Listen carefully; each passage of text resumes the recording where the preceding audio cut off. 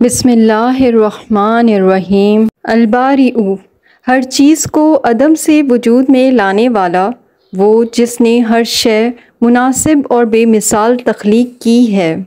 باریوں کے معنی بھی عدم سے وجود میں لانے کے ہیں، اور یہ اسم گرامی اللہ تعالیٰ کے ارادے کے نفاذ اور ظہور پر دلالت کرتا ہے، اور اسم باری خلق حیوانات اور عدم سے وجود میں لانے کے لیے زیادہ مستعمل ہے۔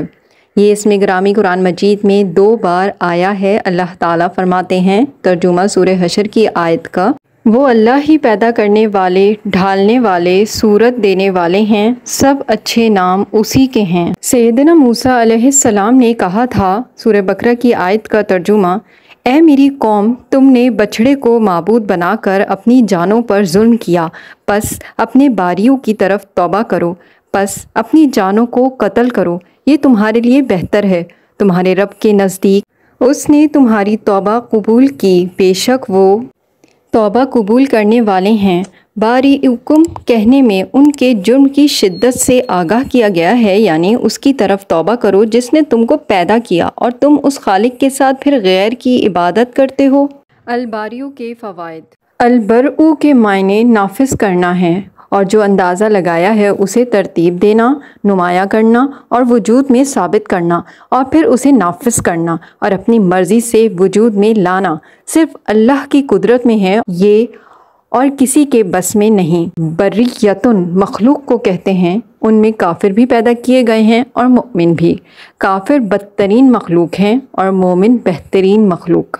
اللہ تعالیٰ کا ارشاد گرامی ہے، سورہ بینہ کی آیت کا ترجمہ، وہ لوگ جو کافر ہوئے اہل کتاب اور مشرکوں میں سے، وہ دوزخ کی آگ میں ہوں گے، اس میں ہمیشہ رہیں گے، وہ بدترین مخلوق ہیں۔ بے شک وہ لوگ جو ایمان لائے اور نیک عمل کیے، وہ بہترین مخلوق ہیں۔ ارواح کو اللہ تعالیٰ نے بالکل مکمل انداز میں پیدا فرمایا ہے، اس کی ہر تخلیق ہر قسم کے نقص سے پاک ہے۔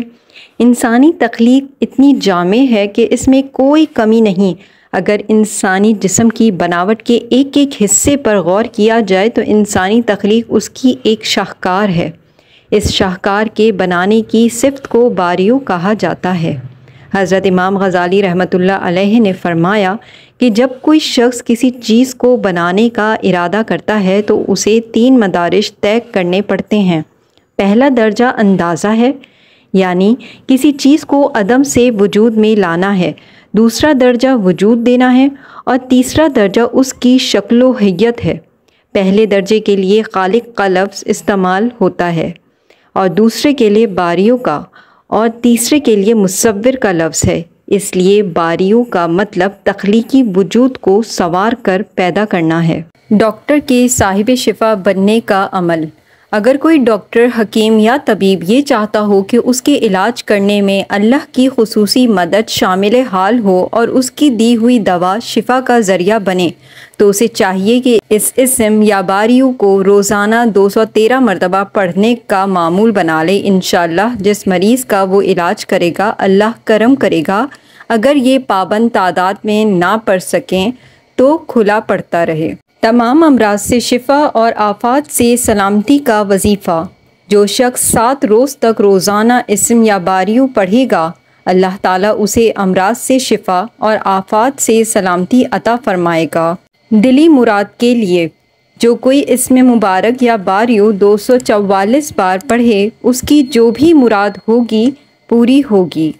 اولاد نرینہ کے لیے اگر بانجھ عورت 7 روز روزے رکھے اور پانی سے افطار کرنے کے بعد 21 مرتبہ یا باریوں یا مصوروں پڑھے تو انشاءاللہ تعالی اولاد نرینہ نصیب ہوگی۔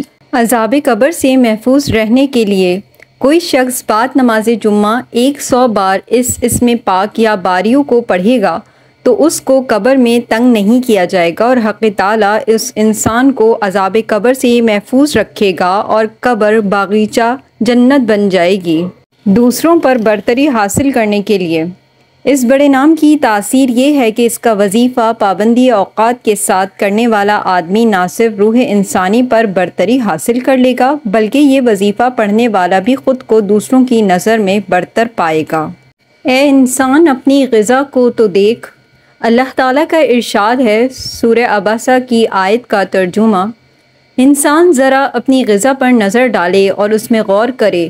ہم پہلے زمین پر پانی برساتے ہیں، پھر اس زمین کی سطح کو کوشش کرتے پھاڑتے ہیں، پھر ہم اس میں غلہ، انگور، ترکاریاں، زیتون، کھجور کے درخت اور گنجان باغ اور میوے اور جانوروں کے لیے چارہ پیدا کرتے ہیں۔ تو ہماری پیدا کی ہوئی ان غذاؤں کو استعمال کرنے والے انسان کو چاہیے کہ وہ سوچے کہ یہ غلہ جس کی تیار کی ہوئی روٹی میں کھاتا ہوں، اور یہ ترکاریاں اور یہ طرح طرح کے میوے اور یہ پھل اور ہمارے جانوروں کے کام آنے والے یہ چارے، یہ سب چیزیں کہاں سے آتی ہیں؟ کون ان کو پیدا کرتا ہے؟ جس پانی سے یہ سب چیزیں پیدا ہوتی ہیں وہ کون برساتا ہے؟ پھر کس کے حکم اور کس کی قدرت سے زمین کے اندر دبے ہوئے دانوں یا گٹلیوں سے ان چیزوں کے پودے اگتے ہیں؟ بالکل ابتدا میں زمین میں سے ان پودوں کے نکلنے کے لیے کون سطح زمین کو ان کے واسطے چیر دیتا ہے؟ انسان اگر حقیقت کا طالب بن کر اپنی غذا ہی پر غور کرے گا تو وہ حقیقت کو پا لے گا، اور غذا کے خالق کا اور اس کی قدرت و حکمت کا اس کو علم حاصل ہو جائے گا۔ اسی طرح اللہ تعالیٰ کا ارشاد ہے، جس کا ترجمہ ہے، اور تمہارے لیے مویشیوں میں بھی غور و عبرت کا سامان ہے، ہم تم کو ان کے پیٹ میں سے خون اور غلیظ فضلے گندگی کے درمیان سے پاک صاف دودھ پلاتے ہیں جو پینے والوں کے لیے بڑا خوشگوار ہوتا ہے۔ یہ سورہ نحل کی آیات کا ترجمہ تھا۔ قرآن کریم کہتا ہے، جن مویشیوں کا تم دودھ پیتے ہو ذرا انہی میں تم غور کرو، ان کے پیٹ میں خون کی نالیاں ہیں، غلیظ فضلے کے رہنے کی جگہ اور اس کے راستے ہیں، اور کوئی لمحہ ایسا نہیں ہوتا کہ ان مویشیوں کے جسم میں سرخ ناپاک خون اور بدبودار غلیظ فضلے کی کافی مقدار بھری نہ رہتی ہو، لیکن ان مویشیوں کے جسم کے جن حصوں میں خون اور غلاظت بھری رہتی ہے اسی کے قریب سے لطیف اور صاف دودھ نکلتا ہے، جس میں نہ خون کے رنگ کا کوئی شائبہ ہوتا ہے اور نہ غلیظ فضلے کی بدبو کا کوئی اثر۔ وہ پینے والوں کے لیے کیسا خوشگوار، خوش ذائقہ اور نفیس مشروب ہے، تم خود اس کو جانتے ہو۔ تو ذرا سوچو کہ یہ کس کی کاریگری ہے؟ جس گائے یا بھینس میں سے یہ دودھ نکلتا ہے یہ اس کا فعل ہے؟ کیا کسی انسانی عقل نے دودھ کی یہ عجیب و غریب زندہ مشین بنائی ہے؟ نہیں، ہرگز نہیں، یہ صرف اس خالق الباری و جل جلالہ کی ہستی کی قدرت کا کرشمہ ہے جس نے اس ساری دنیا کو اور تم کو بھی پیدا کیا ہے۔ ایک موقع پر سوالیہ انداز میں اللہ جل جلالہ کی ہستی ہی کے متعلق نہایت مختصر لفظوں میں کتنی بلیغ اور کیسی تشفیع بخش بات کہی گئی ہے۔ سورہ ابراہیم کی آیت میں ارشاد ہے، کیا تمہیں اس اللہ کی ہستی میں شبہ ہے جس نے آسمان و زمین بنائے؟ اس مختصر سے سوالیہ جملے کے ذریعے قرآن پاک نے انسانوں کے غور و فکر کے لیے ان کے سامنے زمین و آسمان کی ساری وسعتیں رکھ دی ہیں۔ اس میں گرامی الباریو پر ایمان کے ثمرات۔ اللہ سبحانہ و تعالیٰ باریو ہیں اور اپنی ذات و صفات اور افعال میں ہر قسم کے نقص اور عیب سے بری ہیں۔ نہ ہی اس کا کوئی ہمسر ہے، نہ ہی شریک، اور نہ ہی اس کی بیوی ہے، نہ ہی اولاد۔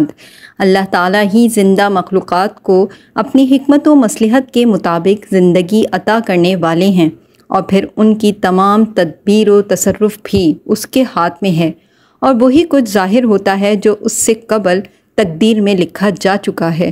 انسان کو چاہیے کہ اپنے احوال کی اصلاح اور تدبیر و تصرف میں تبدیلی کے لیے صرف اللہ تعالیٰ سے دعا کرے اور اس کے لیے بھرپور کوشش کرے، کیونکہ وہ نہیں جانتا کہ اصلاح احوال کب اور کس کے ہاتھ پر لکھی ہوئی ہے، اور کب اللہ تعالیٰ اس کو ظاہر فرمائیں اور غلبہ نصیب فرما دیں۔ اگر آپ کو یہ ویڈیو پسند آئی ہے تو اسے لائک کر دیجیے گا اور دوسروں کے ساتھ شیئر کر دیجیے گا۔ چینل اگر ابھی تک سبسکرائب نہیں کیا تو پلیز سبسکرائب اٹ۔ جزاک اللہ۔